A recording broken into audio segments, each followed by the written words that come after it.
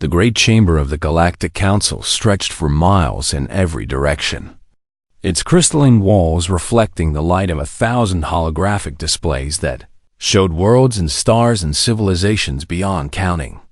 And in this magnificent space, the most powerful beings in the known universe had gathered to discuss a matter of grave concern. Ambassador Velthrix of the Silurian Collective stood at the central podium, his translucent body pulsing with nervous blue light as he addressed the assembly of 500 species that had come together to shape the fate of the galaxy.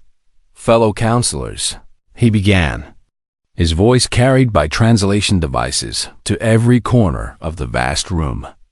I bring before you a matter that cannot wait any longer, for we have discovered something troubling in the outer spiral arm, something that threatens everything we have built over millions of years of peaceful cooperation. The holographic display behind him shifted to show a small blue planet orbiting an unremarkable yellow star, and many of the delegates leaned forward with curiosity because they had never seen this world before. This planet is called Earth by its inhabitants, Velthrix continued, and upon it lives a species that calls itself humanity, a species that has only recently discovered fire and basic tools, a species that should be utterly insignificant in the grand scale of our civilization. Counselor Ormdash of the Crystalline Hegemony raised one of his rocky appendages to request permission to speak, and when granted, he asked the question that was on everyone's mind. If they are so primitive, why do you waste our time with this matter, Ambassador? Velthrix's body flickered with darker shades of blue as he prepared to deliver the disturbing news that had kept him awake for many cycles, because our scientists have analyzed their development patterns, and what they have found defies everything we understand about the evolution of intelligent life, he said, his voice dropping to a near whisper that the translation devices amplified throughout the chamber. The T's display changed again to show graphs and projections that made several delegates gasp in shock and disbelief. Most species take between 5 and 10 million years to progress from basic tools to space travel. Velthrix explained that these humans are different in ways that terrify our researchers, for their projections show that humanity will achieve faster than light travel in less than 10,000 years. A ripple of alarm spread through the assembly as the implications of this statement became clear to everyone present. The Marvathi delegate, a being of pure energy contained within a mechanical shell, spoke without waiting for permission. That is impossible, it declared. No species has ever developed at such a rate. Not even the ancient ones who built the first starships millions of years ago. And yet the evidence is undeniable, Velthrix replied, gesturing to the data streams that flowed across the display. But their speed of development is not what concerns us most, for we have also observed their behavior toward each other and toward other species on their planet. The images shifted to show scenes of human history that made many delegates turn away in horror and disgust. Wars raged across the small planet as humans slaughtered each other by the millions over resources and territory and ideas, and they hunted other species to extinction without remorse, and they polluted their own world with poisons and waste without any thought for the consequences.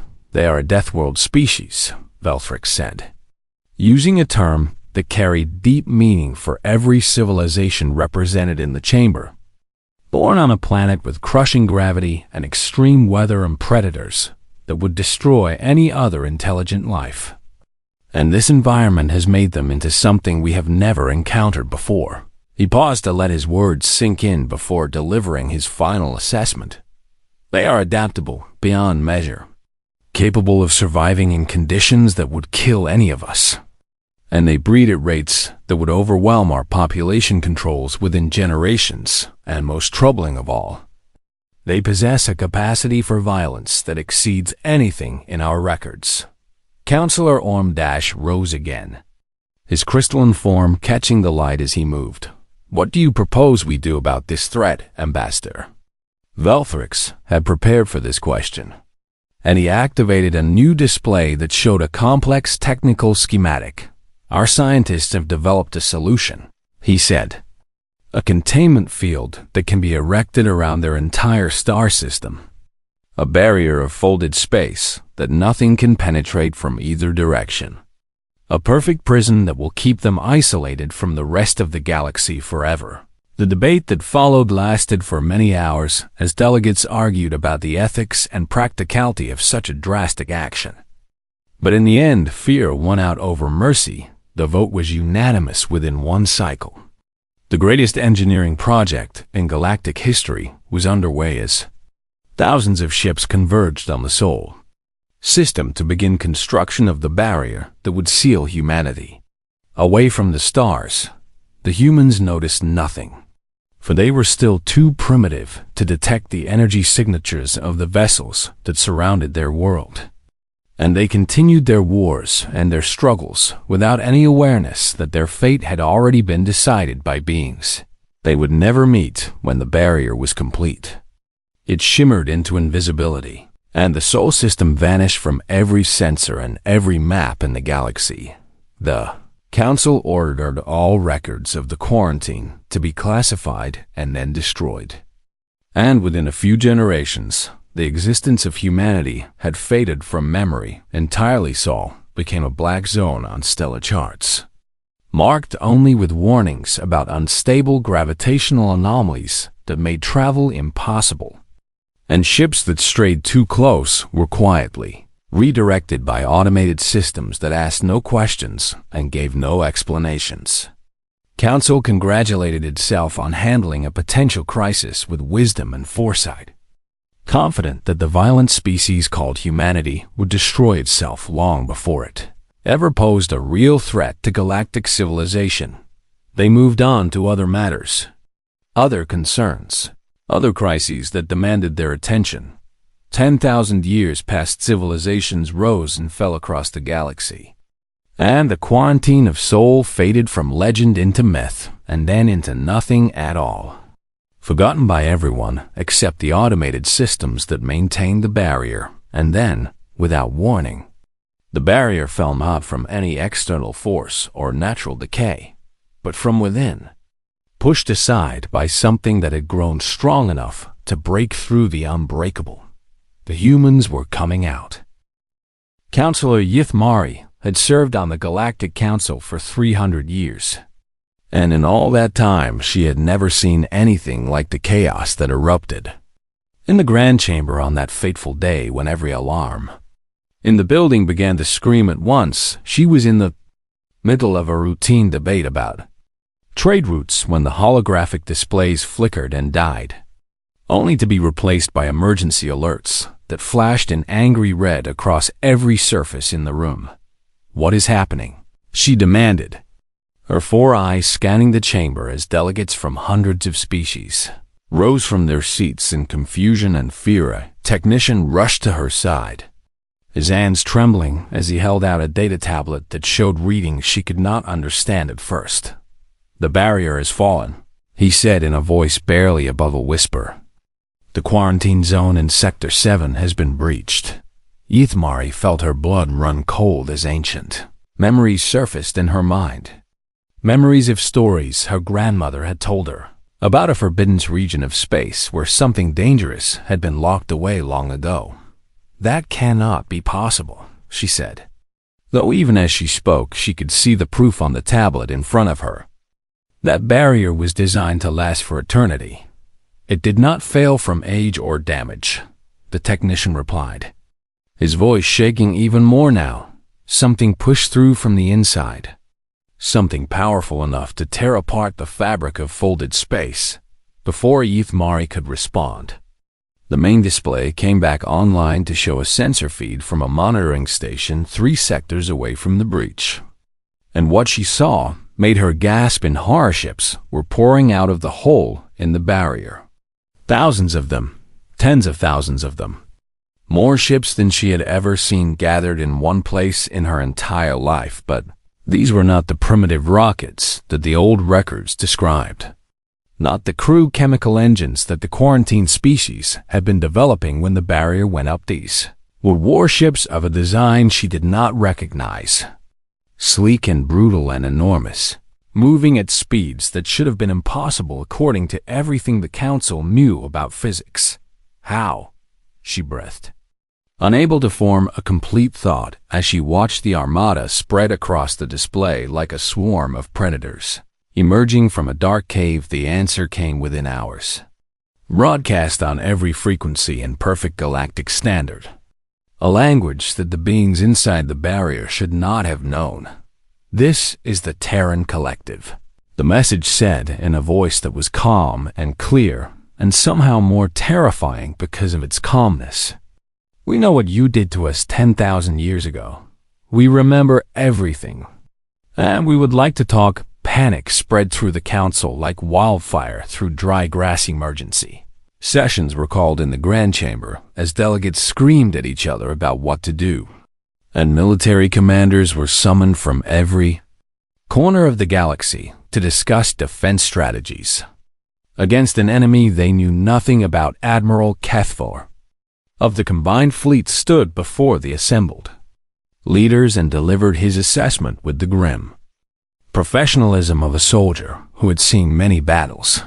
We have approximately 200,000 warships that can be mobilized within the next cycle, he said, and another 300,000 that can be brought online within a month if we push our production facilities to maximum capacity.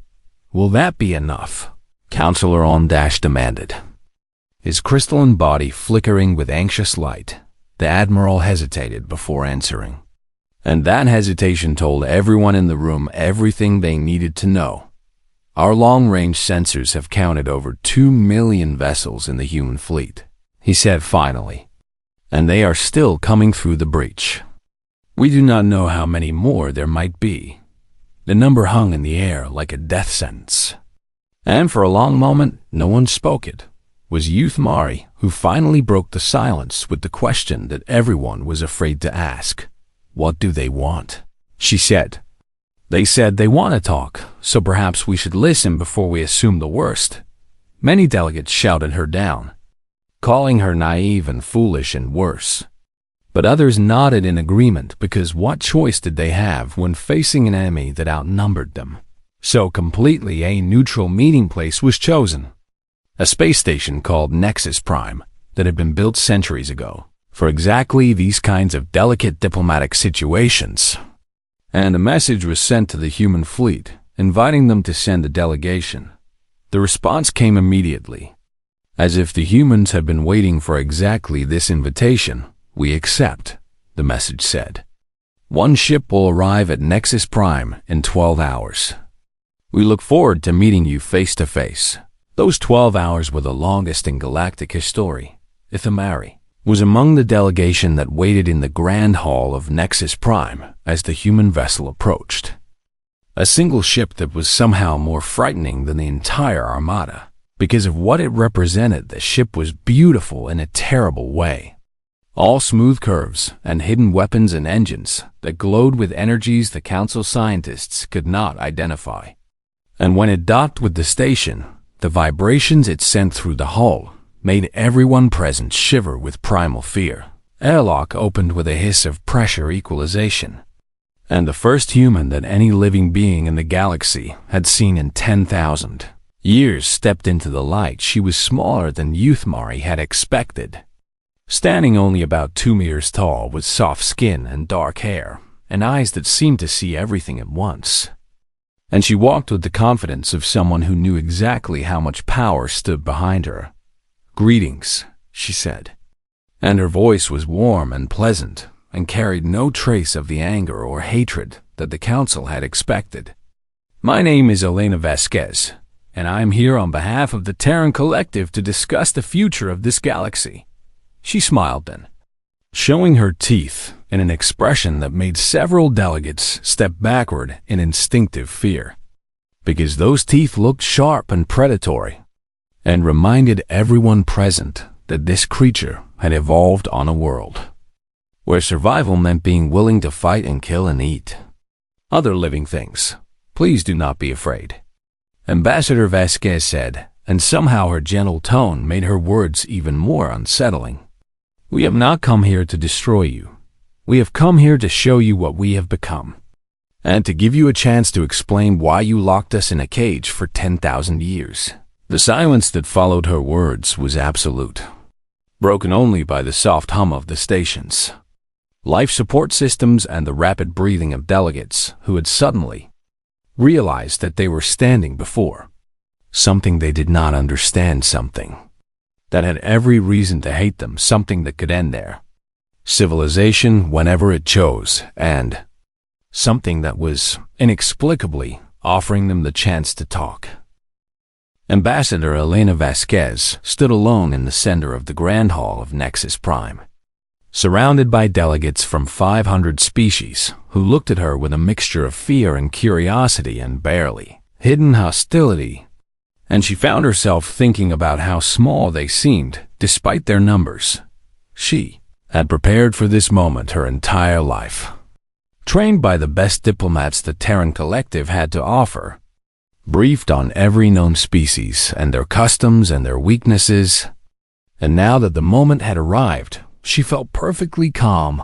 "I understand that you have questions," she began, her voice carrying clearly through the translation devices that converted her words into hundreds of languages simultaneously, "and I am here to answer them. But first, I would like to tell you a story about what happened to my people after you locked us away." Counselor Yithmari leaned forward in her seat, genuinely curious despite her fear. "Please," she said.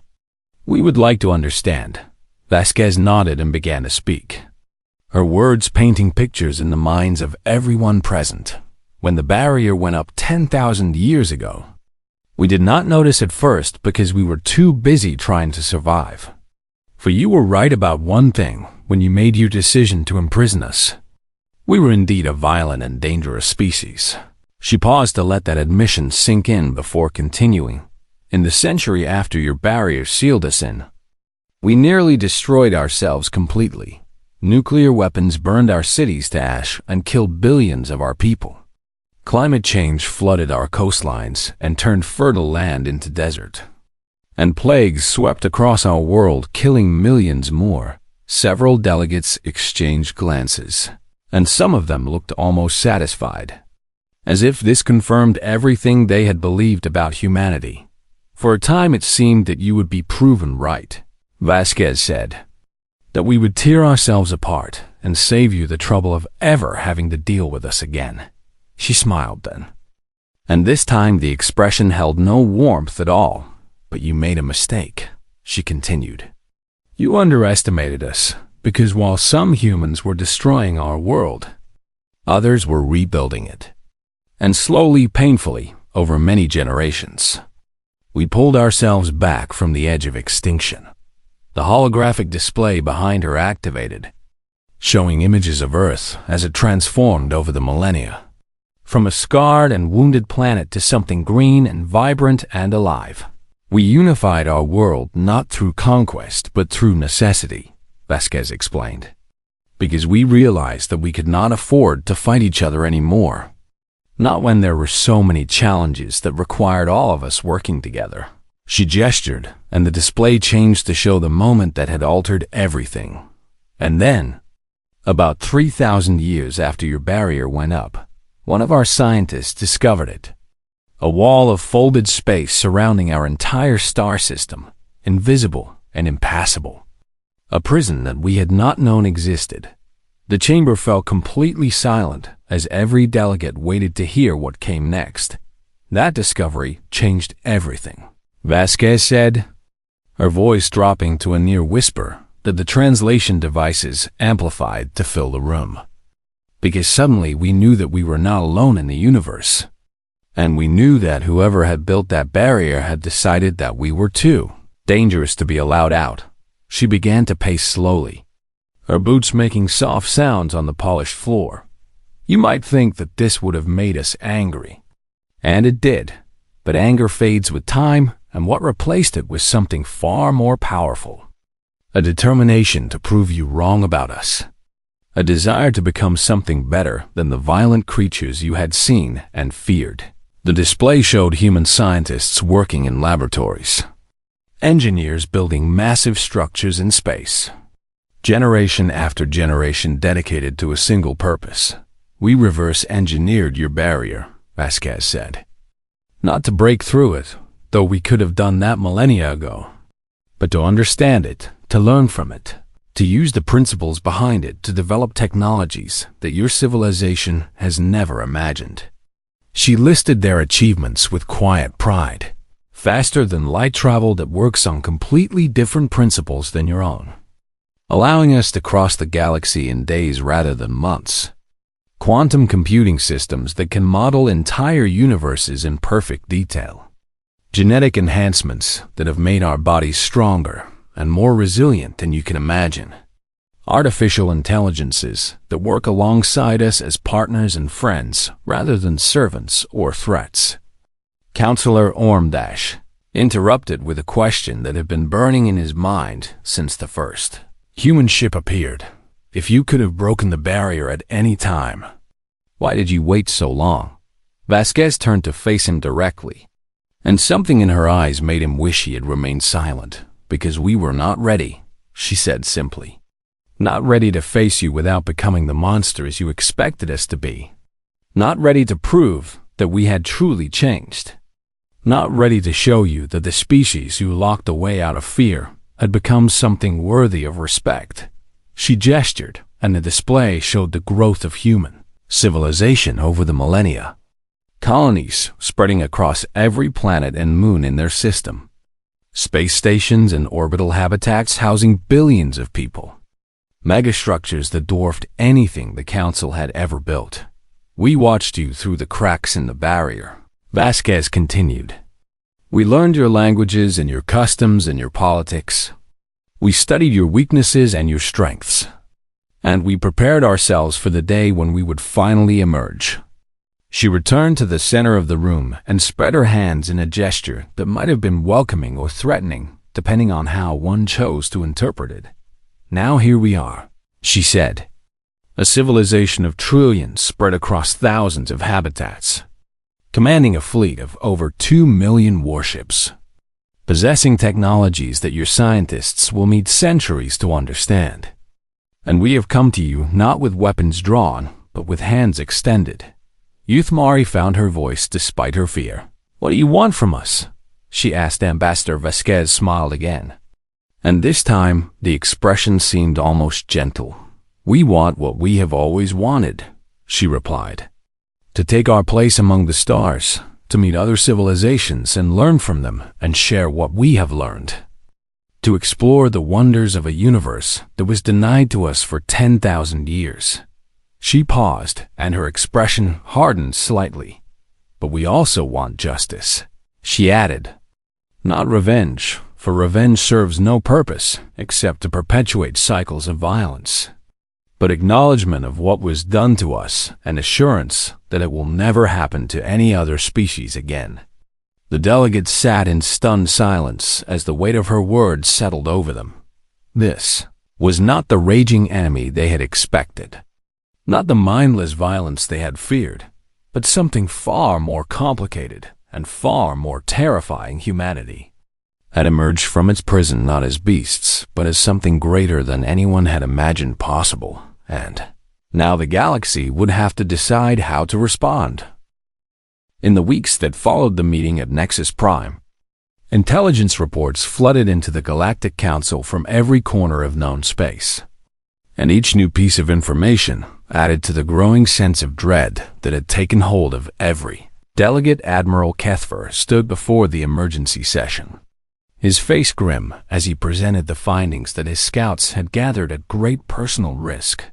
"The human fleet numbers over 2 million warships," he began.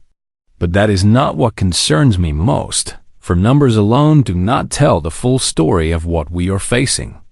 He activated the holographic display to show detailed scans of human vessels that had been obtained by brave pilots who had ventured close enough to gather data. Their smallest patrol craft is more heavily armed than our largest. Battleships, he said. And their weapons operate on principles we do not understand. Energy signatures that our sensors cannot fully analyze. Defensive systems that seem to predict our attacks before we make them. Counselor Youth Mari studied the images with growing unease. How is this possible? She asked. No civilization has ever achieved such advancement in such a short time. The Admiral shook his head slowly. That is precisely the point, he replied. We assumed that because they started primitive, they would remain inferior. But we fail to account for the one thing that makes humans different from every other species we have ever encountered. He paused to make sure everyone was paying attention. They never stop improving, he continued. Every challenge makes them stronger. Every setback makes them more determined.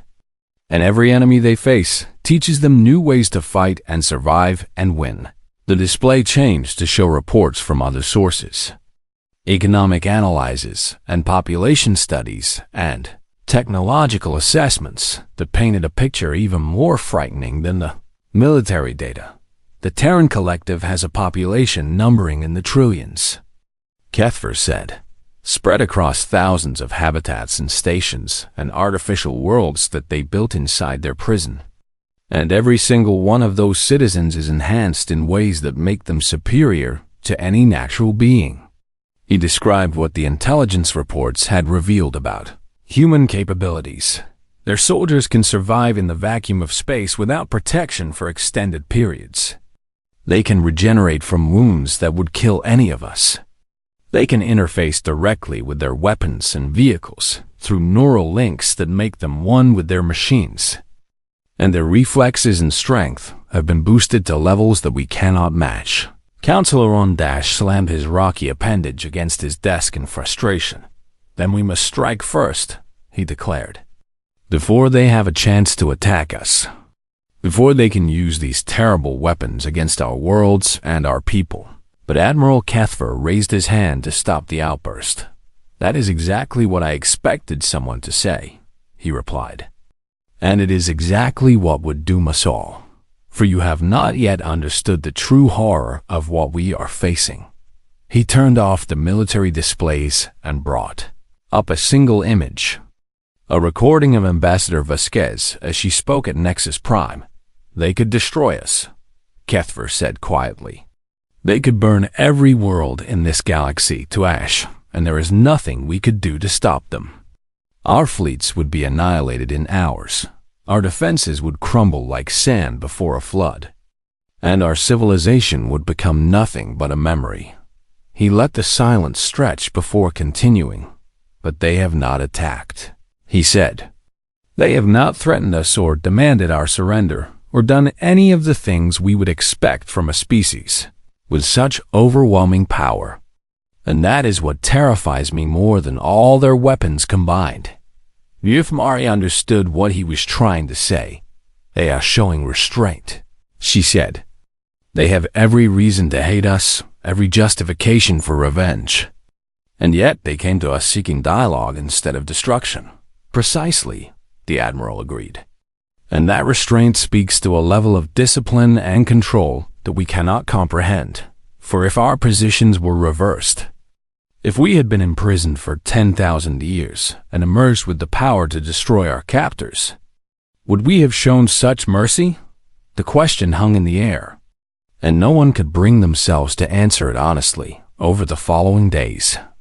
More reports arrived that deepened the Council's understanding of what humanity had become. Human diplomats had begun making contact with individual species, offering trade agreements and technological exchanges that would benefit everyone involved. And the terms they proposed were not the demands of conquerors, but the offers of equals human. Medical ships appeared at worlds suffering from plague and famine, providing treatments and food supplies without asking for anything in return. And the doctors and nurses who staffed these vessels worked alongside local healers with patience and kindness that amazed everyone who witnessed it. Human engineers offered to help rebuild ancient infrastructure that had been failing for centuries. sharing knowledge freely and training local workers to maintain the new systems themselves. And they took no credit for their contributions except the satisfaction of having helped Counselor Ormdash called another emergency session to address what he saw as the true threat behind all of this generosity. They're trying to make us dependent on them, he argued. They are spreading their influence throughout the galaxy so that when they finally reveal their true intentions, we will be too weak to resist. But Youth Mari shook her head. Or perhaps, she said softly, they are simply being what they told us they had become. A species that has learned from its violent past and chosen a different path.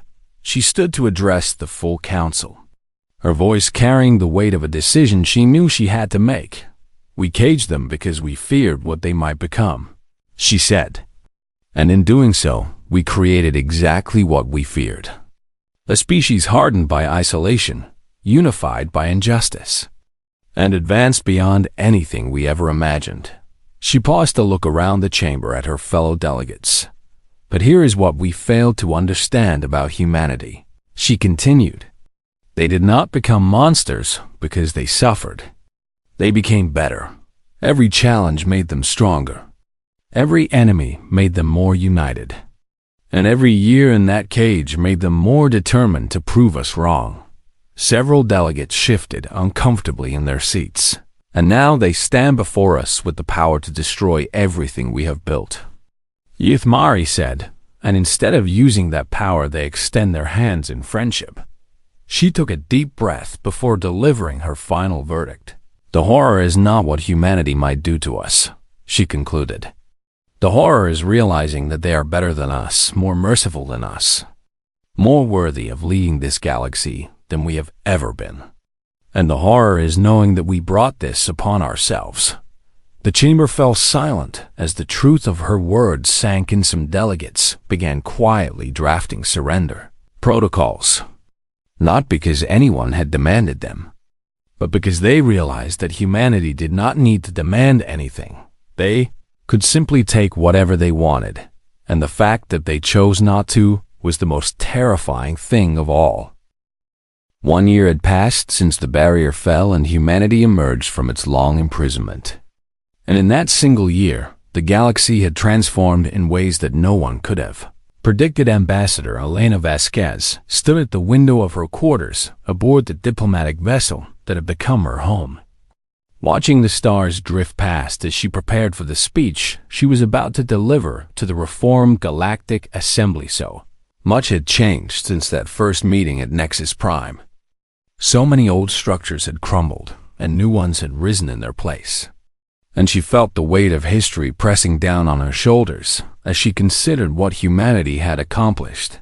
The Galactic Council no longer existed in its old form, dissolved by unanimous vote after the member species realized that an organization built on fear and exclusion could not survive in the new era that humanity had brought with them. In its place stood the Galactic Assembly, a new body where every species had an equal voice regardless of their military power or technological advancement, where decisions were made through consensus rather than intimidation, and where the old practice of quarantining developing civilizations had been abolished forever. Vasquez remembered the debates that had led to these changes. The resistance from species who had benefited from the old system, the fear that change would bring chaos and destruction. But humanity had shown them a different way. Human engineers had spread across the galaxy in the months following emergence, offering their services to any world that needed help. And the results had been nothing short of miraculous on Silurian Prime, the homeworld of the species that had first proposed humanity's imprisonment. Human scientists had worked alongside local researchers to solve an energy crisis that had been threatening their civilization for centuries, developing new power generation systems that would sustain their people for millennia to come on. The crystalline worlds of the hegemony. Human doctors had cured diseases that had plagued Ormdash's people since before they achieved space travel. asking for nothing in return except the chance to learn about crystalline biology and share that knowledge with others on 100 other worlds. Human teachers had established schools where anyone could come to learn. Human builders had constructed hospitals and homes and infrastructure. And human diplomats had mediated conflicts that had raged for longer than recorded history, and through it all, the massive human fleet had remained peaceful, never threatening, never demanding, simply existing as a reminder of what humanity was capable of if they ever needed to defend themselves or their new friends. Vasquez smiled as she thought about how far her people had come from the violent creatures who had once torn their own world apart. The door chimed, and she turned to find her aide waiting, with a tablet showing the schedule for the day. "The assembly is ready for you, Ambassador," the young woman said. "Every species has sent representatives, even the ones who were most opposed to the reforms." Vasquez nodded and straightened her uniform, a simple garment that bore no medals or decorations despite all she had accomplished, because humanity had learned that true authority came from actions rather than symbols. "Let us not keep them waiting," she said. The great hall of the Galactic Assembly was even larger than the old council chamber had been, designed to accommodate the growing number of species who had joined since humanity opened the doors to everyone who wished to participate. Vasquez walked to the central podium and looked out at the thousands of delegates who had gathered to hear her speak on this anniversary of humanity's emergence, and she felt a surge of pride in what they had all built together. "1 year ago," she began, her voice carrying clearly through translation devices that had been upgraded with human technology to provide perfect real-time interpretation in any language. "I stood before your predecessors and told them the story of what humanity had become during our long imprisonment." She paused to let the weight of memory settle over the assembly. "I told them that we had nearly destroyed ourselves, that we had suffered and struggled and fought to survive in the darkness you had left us in, and that we had emerged not as the monsters you expected, but as something better." Many delegates nodded, remembering the fear they had felt when those words were first spoken. "Today, I stand before you not as a representative of a quarantined species, but as a partner in the greatest project this galaxy has ever undertaken," Vasquez continued. "The building of a civilization where every species has value, where every voice matters, and where no one will ever be locked away simply because others fear what they might become." She gestured to the empty space beside her, and a holographic display activated to show the new monitoring stations that humanity had helped establish throughout the galaxy. "These stations do not imprison developing species," she explained. "They protect them, watching over young civilizations as they grow and learn, ready to offer guidance and assistance when they are ready to take their place among the stars." The display changed to show images of worlds that had recently been discovered, planets teeming with primitive life that would one day evolve into something amazing. "We will never again allow fear to dictate how we treat those who are different from us," Vasquez declared, "because we know from our own experience that the species you fear today might become the ones who save you tomorrow." She paused and her expression softened. "You caged us because you feared what we might become," she said. "And in doing so, you created exactly what you feared. A species hardened by isolation, unified by injustice, and advanced beyond your comprehension." Several delegates shifted uncomfortably at the reminder of their ancestors' decisions. "But here is the truth you never understood about humanity," Vasquez continued, her voice rising with conviction. "We do not become monsters because we suffer. We become better. Every challenge makes us stronger. Every enemy makes us more united, and every cage makes us more determined to be free." She spread her arms wide to encompass the entire assembly. "You gave us 10,000 years in the dark," she said, And we emerged as a light this galaxy has never seen. Not a light that burns and destroys, but a light that illuminates and warms and guides. Our voice dropped to a near whisper that the translation devices amplified to fill every corner of the vast chamber. And now we are going to show you what humanity can really do, she concluded. Not as your prisoners, not as your conquerors, but as your partners, your friends, your family in this grand adventure of existence. The assembly erupted in applause that rolled through the chamber like thunder. Delegates from hundreds of species rising to their feet to honor the woman who had helped forge a new future for all of them and across the galaxy. In every system where humans had settled and every world where they had offered their help, the news spread that a new era had truly begun. The children of Earth had proven themselves worthy of the stars. And, together with their new allies, they would build something magnificent, not because they had been forced to, not because they sought power or revenge, but simply because that was what humanity did.